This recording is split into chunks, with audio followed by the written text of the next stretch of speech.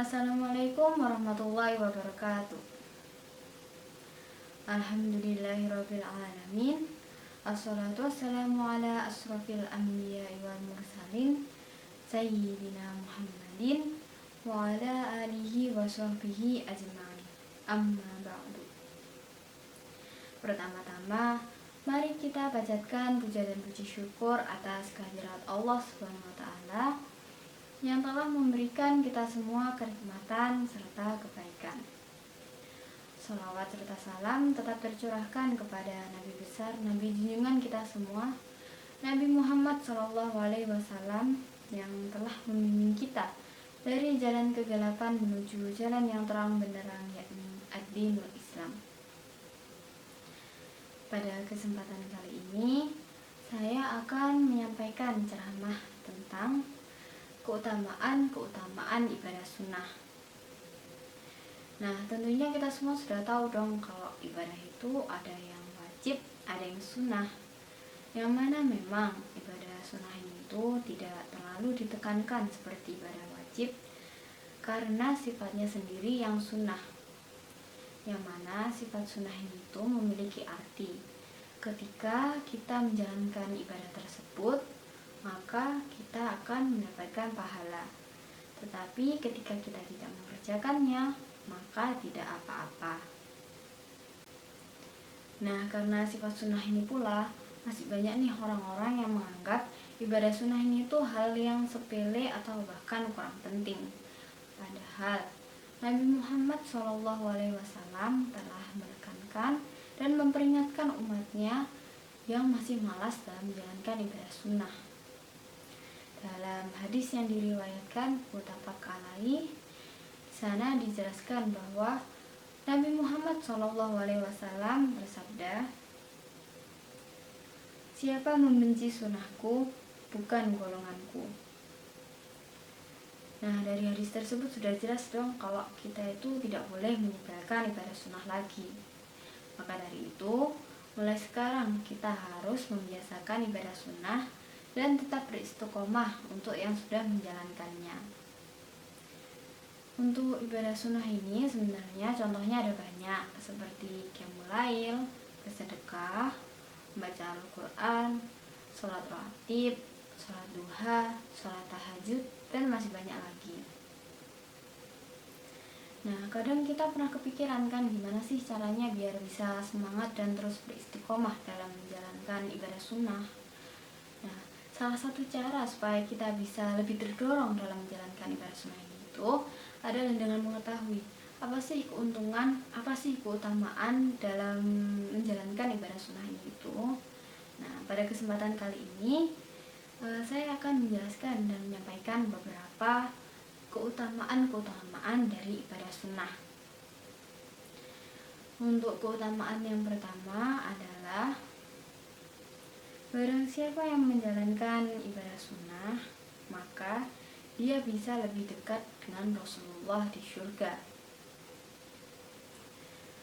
Memperbanyak sujud adalah dengan memperbanyak ibadah sunnah.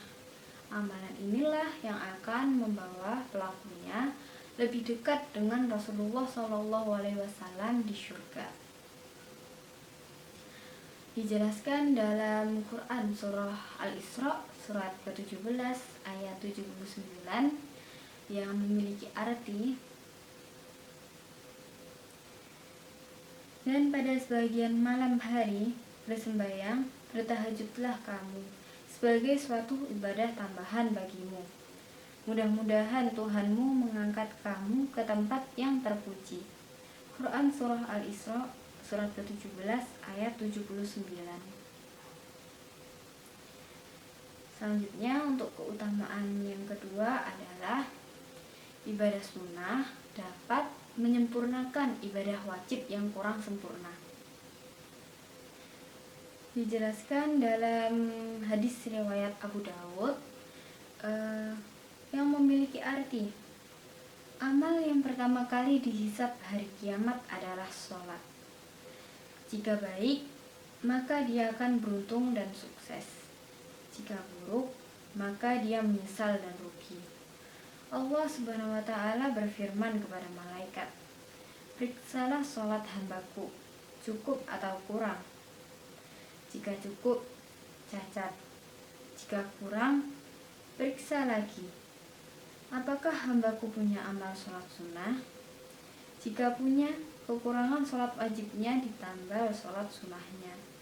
Baru setelah itu amalnya dihisab. Hadis riwayat Abu Daud. Nah, dalam hadis ini sudah dijelaskan salah satu keutamaan ibadah sunnah, yakni sholat ratib, yang dapat kita laksanakan sebelum atau setelah sholat fardu sesuai tuntunan yang diajarkan Nabi Muhammad SAW. Sebenarnya dapat menambal ibadah sholat wajib kita yang sebenarnya tidak diterima. Kita kan nggak tahu ya kalau sebenarnya tempat yang kita gunakan sebagai tempat ibadah itu ternyata kotor, atau pakaian kita kenakan saat beribadah itu ternyata ada najisnya. Nah, dengan begitu sudah pasti ibadah kita tidak diterima.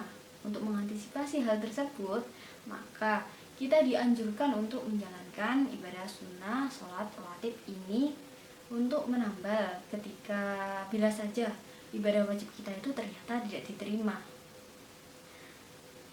Untuk keutamaan yang ketiga atau yang terakhir adalah ibadah sunnah dapat menjadikan pelakunya sebagai wali dan kekasih Allah Subhanahu wa taala yang selalu dicintainya.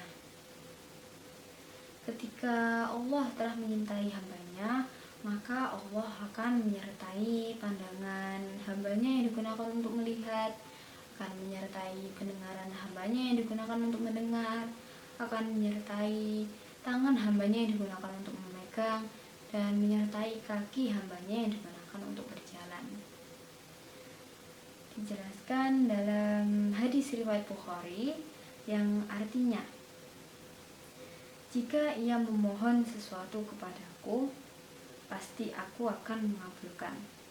Dan jika ia memohon perlindungan, pasti aku akan mengabulkan untuknya. Hadis riwayat Bukhari. Nah, mungkin sekian yang dapat saya sampaikan. Semoga bermanfaat dan dapat memotivasi kita semua dalam menjalankan ibadah sunnah dan tetap beristiqomah bagi yang sudah menjalankannya. Maaf bila ada salah kata.